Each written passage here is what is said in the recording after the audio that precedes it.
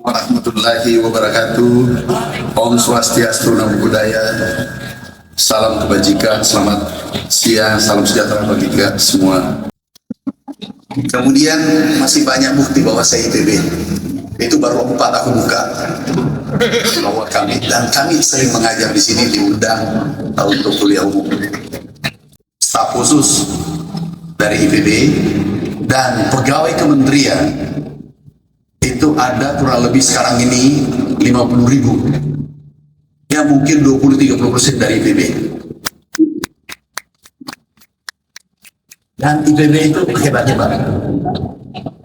Hebat-hebat. Dirjen banyak, eselon 2 banyak, ada 300 eselon 2. Itu ada 20-30% dari IPB. Pak Sam, 3 periode kami jadi menteri. Staf khusus, komisaris, apalagi banyak jabatannya, tapi yang saya tanya sudah nyumbang belum, itu aja. Setuju kalau Pak Sam nyumbang? Oh, Pak Sam, ini harga diri Kementerian Pertanian. Pak Desrian juga, beliau tenaga ahli di Bulog juga. Bapak Dewas ya, sudah nyumbang belum? Sebenarnya pidato tidak terlalu penting, menyumbang atau tidak yang datang. Nanti Pak Ketua, Pak Wanek, nanti aku bisikin dia, pastilah nyumbang seikhlasnya. Tapi katanya ada orang, biar sedikit yang penting ikhlas, kita balik. Biar tidak ikhlas yang penting banyak. Bisa 5-10 menit Pak Ketua, harus izin. Pertanian Republik Indonesia, Kementerian Pertanian diberi target mencapai swasembada dalam waktu 4 tahun oleh Bapak Presiden. Maghrib kami dipanggil, beliau katakan, Pak Amran tolong, apa bisa swasembada dalam waktu 4 tahun? Siap Bapak Presiden. Setelah 21 hari, beliau pidato di G20, APEC, beliau sampaikan Indonesia tidak akan impor beras dalam waktu 3 tahun. Jadi baru 21 hari berubah, 4 tahun menjadi 3 tahun. Setelah 45 hari kami balik, beliau balik, kami dipanggil sore, Pak Mentan menghadap ke istana. Pikiran saya, ini diklarifikasi menjadi 4 tahun kembali, bukan 3 tahun. Apa yang terjadi? Beliau sampaikan, bisa nggak Pak Menteri 1 tahun? Karena kita sudah dilantik. Kalau aku mundur, aku mengatakan tidak bisa, itu sama dengan aku permalukan di IPB, karena ada 20-30% IPB di Kementerian Pertanian.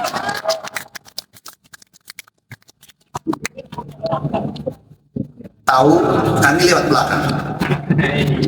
Jadi tidak lewat depan, aku lewat masjid. Karena wartawan, beliau langsung umumkan bahwa dalam sidang kabinet diumumkan kita tidak akan impor beras 2025. Pak, 1 menit aja yang penting Bapak muncul mukanya. Mana bisa 1 menit kalau menteri datang? Nggak mungkin, pasti pidato. Jadi kami datang, saya izin diwakili, kami pilih datang ke IPB karena begitu cintanya saya pada IPB.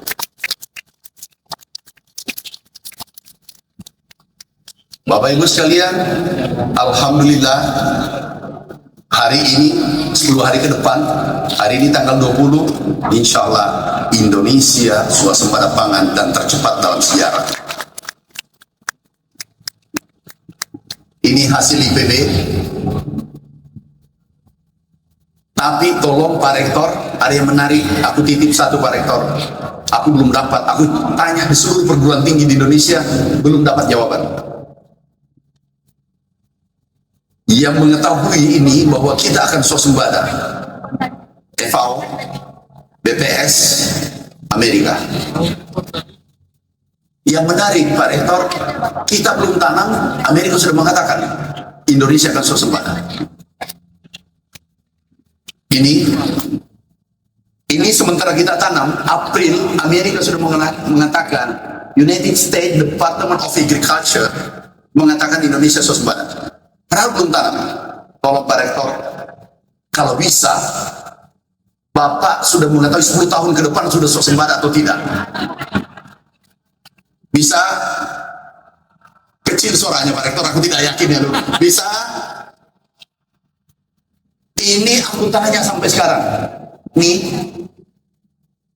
Amerika mengatakan produksi Indonesia 34,6 juta ton.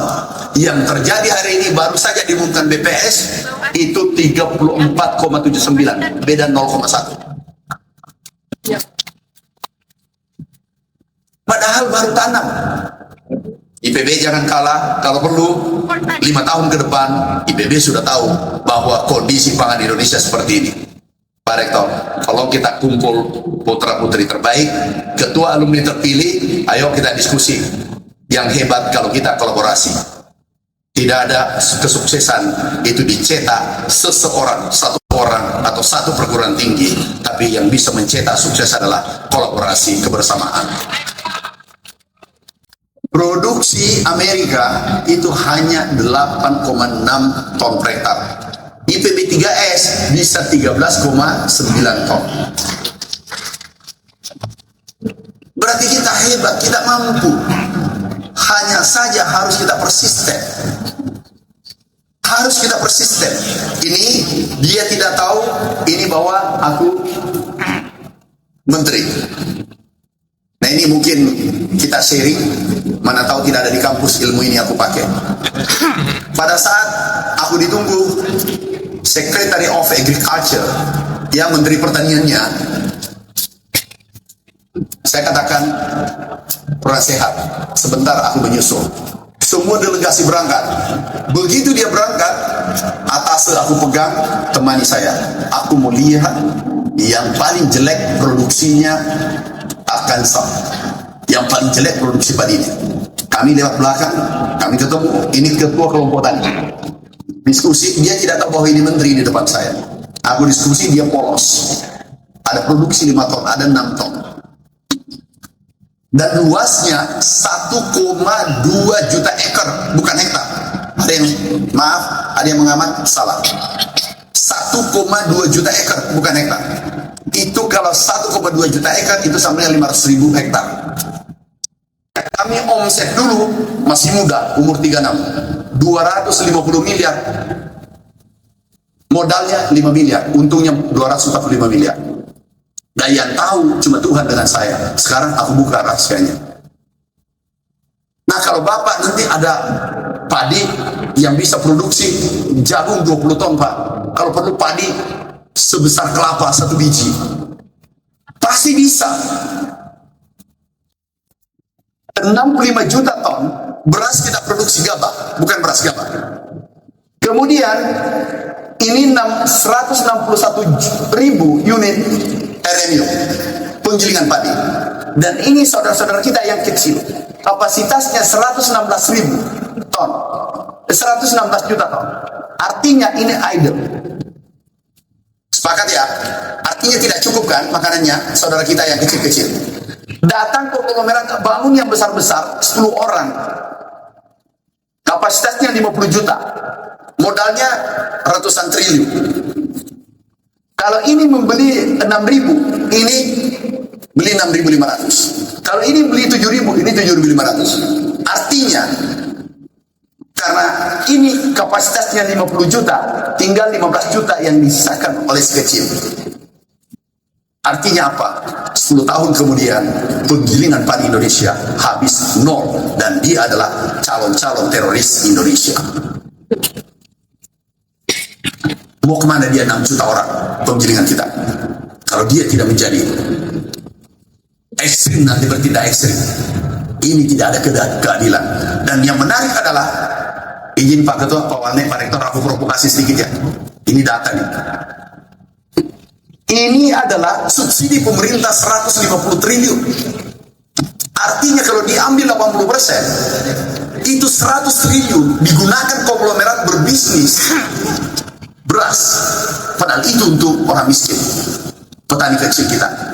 Setuju Bapak Ibu? Lebih ekstrim,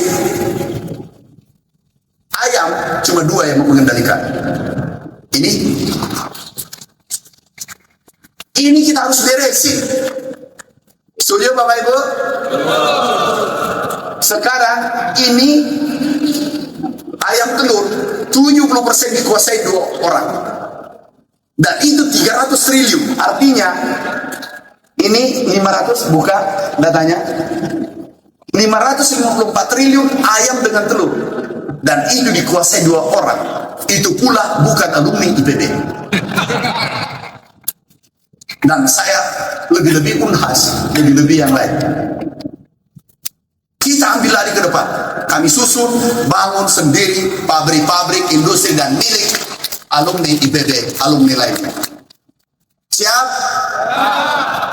Oh, Pak Rektor belum yakin saya siapnya itu. Siap? Kita rapat Pak Ketua yang sudahlah ketua terpilih dengan tidak terpilih, ayo kita rapat bersama. Ya, nanti tolong ini merah putih, nggak boleh IPB pecah. Kalau IPB pecah, aku kesulitan. Setuju ya? Coba 2 orang yang miliki.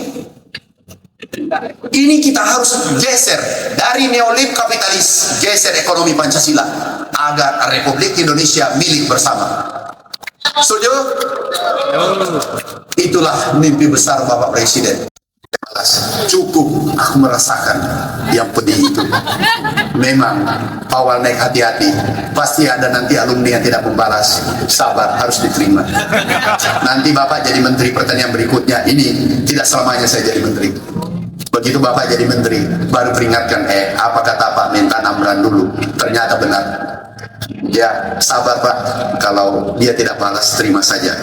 Tahu, terakhir, kalau kita susah, apa hikmah dibalik itu? Kalau kita susah, alumni berkurang, teman berkurang, sahabat berkurang, keluarga berkurang. Tapi kalau posisi bagus, alumni bertambah, sahabat bertambah, suku bertambah, agak bertambah semua. Dan pernah aku merasakan tekanan luar biasa. Aku jatuh cinta ditolak karena aku miskin. Benar, ini nih fotonya. Tapi foto saya waktu susah. Ini. Disinilah aku ditolak. Saya beritahu, pada saatnya nanti kamu menyesal. Setelah 4 tahun aku balik, pertemuan alumni seperti ini. Saya beritahu panitia dan sahabatku, hadirkan 1 orang itu. Hambar aku pulang kalau dia tidak hadir. Bukan aku dendam, tapi aku tunjukkan bahwa dia bagian dari hidupku karena dia tekan saya sehingga saya kerja keras. Itu kisah nyata Pak Walner. Ayo dia.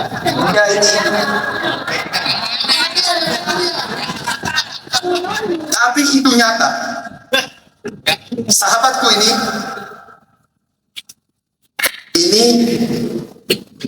dia punya kos-kosan. Yang di depan kos-kosan, aku mau gratis. Salah siniatku, aku mau gratis kos-kosan sehingga aku jatuh cinta pada anaknya yang punya kos-kosan supaya tidak bayar. Salah juga, dia cantik, kita miskin. Ini foto saya, ini mana foto saya paling jelek tuh? Nah ini.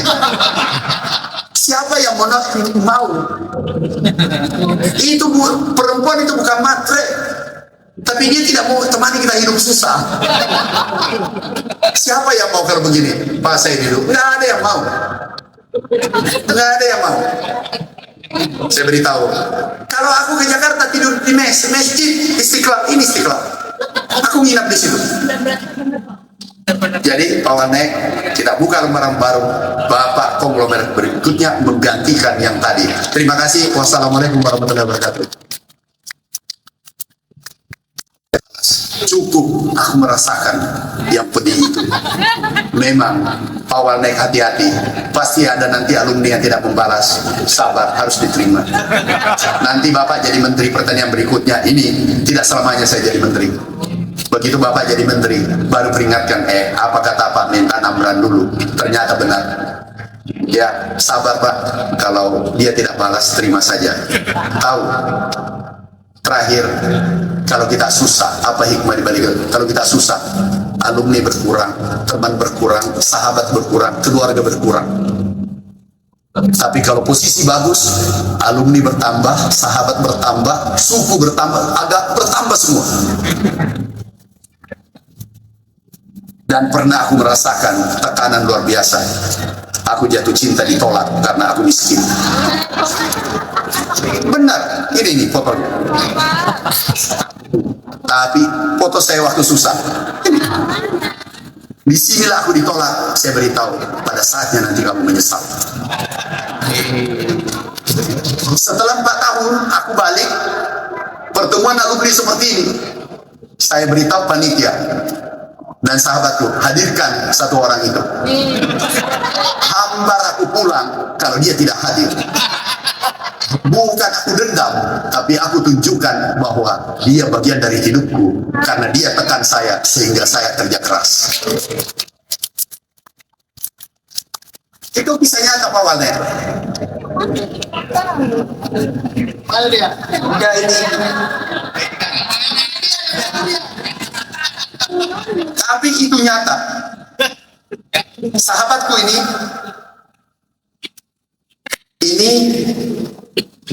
dia punya kos-kosan. Yang di depan kos-kosan. Aku mau gratis. Salah sini aku mau gratis kos-kosan sehingga aku jatuh cinta pada anaknya yang punya kos-kosan supaya tidak bayar. Salah juga. Dia cantik, kita miskin. Ini foto saya ini. Mana foto saya paling jelek tuh? Nah ini. Siapa yang mau? Itu perempuan itu bukan matre, tapi dia tidak mau temani kita hidup susah. Siapa yang mau kalau begini? Pak saya hidup, nggak ada yang mau. Nggak ada yang mau. Saya beritahu, kalau aku ke Jakarta tidur di masjid Istiqlal, ini Istiqlal. Aku nginap di situ. Jadi Pak Wanek, kita buka lembaran baru. Bapak konglomerat berikutnya menggantikan yang tadi. Terima kasih. Wassalamualaikum warahmatullahi wabarakatuh.